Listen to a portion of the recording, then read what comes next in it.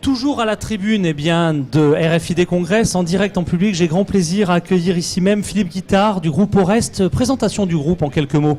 En fait, Orest, c'est une société qui fabrique des bijoux. Donc nous sommes fabricants, nous sommes environ 280 personnes. Voilà. Donc une PME, grosse voilà. PME, comme on aime, on n'en a pas assez malheureusement en France. Alors effectivement, au cœur de cette industrie joaillière, quid du RFID? On va essayer de faire le point avec vous. Ce sera donc ma première question. Pourquoi avez-vous décidé de vous orienter vers la mise en place d'une solution RFID plutôt qu'un système plus classique, de lecture à code barre sur des terminaux mobiles par exemple? Justement, au départ, nous avions une solution de ce type-là. Et notre problématique, en fait, c'est que nous avons énormément d'ordre de fabrication. Donc on multipliait les lectures, on arrivait à environ 10 000 lectures jour, ce qui était très gourmand en termes de ressources. Tout à fait, oui. Et donc nous cherchions une solution qui nous permettait en fait de passer d'une zone à l'autre rapidement, avec efficacité et avec une bonne fiabilité de lecture. Donc nous avons opté pour du RFID en mettant en place des guichets en entrée et en sortie de zone, ce qui nous permettait de mesurer les temps de passage, qui nous permettait aussi de savoir dans chaque zone quelle est la quantité de matière que l'on a. Il ne faut pas oublier qu'on fabrique des bijoux, donc notre matière première c'est de l'or. Donc on a besoin de traçabilité très fort et de connaître à tout moment quelle est la matière dans une zone. J'imagine, traçabilité, évidemment. Alors, deuxième point tout aussi important pour la compréhension de votre retour d'expérience. Est-ce que vous avez rencontré des difficultés? Parce que nos invités découvriront dans les interviews le témoignage du groupe Airbus qui dispose de moyens importants pour déployer sa compétence RFID. Quand on est une PME et qu'on ne dispose pas d'une armada de développeurs informatiques, est-ce que c'est possible et est-ce que c'est compliqué? Déjà, pour le choix de la solution, c'est un peu délicat parce que c'est vrai que la RFID, on en parle depuis longtemps, mais c'est très vaste. Il y a beaucoup de standards en plus. Donc, la première démarche était de visiter un certain nombre de salons pour arriver à construire un cahier des charges. Donc ça a été déjà la première étape assez délicate.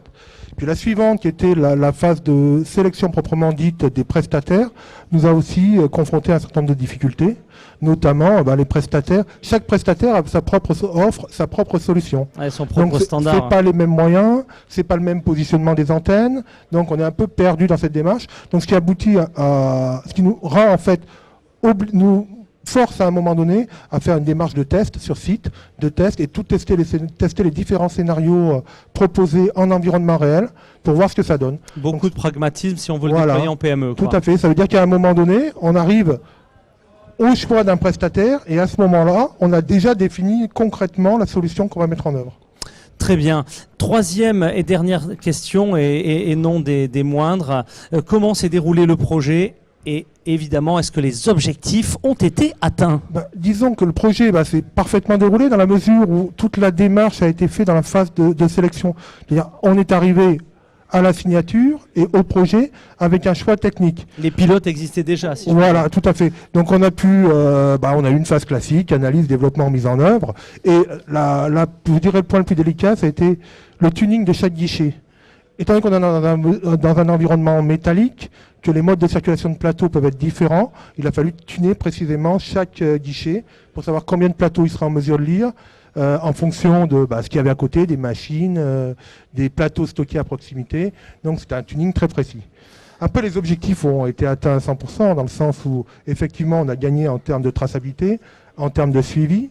On avait également des objectifs de facilité de recherche de produits. En pleine saison, on peut avoir dans un atelier 500 plateaux qui sont dans l'atelier. On l'a vu dessus dans les gares. Voilà. Et donc, on a un système un peu type compteur GGR, quelque part, avec un lecteur mobile qui permet de se rapprocher et dans une pile de plateaux d'abord, et ensuite, à 10 plateaux près, d'identifier le plateau. Avant, fallait soulever les 500 plateaux. Donc vous voyez ce type de gain. Aussi dans des lectures de masse, à certains endroits, notamment on a des zones où on fait du rodiage, on a besoin de connaître la surface des pièces que l'on met sur les plateaux. Avant, il fallait les lire une à une. Maintenant, on approche tout l'ensemble des tags vers le système et on a immédiatement remonté des surfaces globales. Merci pour ce retour d'expérience. En conclusion, si vous deviez donner un conseil aux PME, la RFID, il faut y aller? Il faut y aller, mais il faut vraiment tester. Il faut vraiment voir sur le terrain comment ça va se passer et quelle va être la qualité de lecture. C'est sur le test que va se jouer le succès de votre Ouais, opération. N'hésitez pas à en profiter. Si vous êtes avec nous ici même à Marseille jusqu'à demain soir, n'hésitez pas à profiter du retour d'expérience de Philippe Guittard de la société Orest. Merci. Au revoir.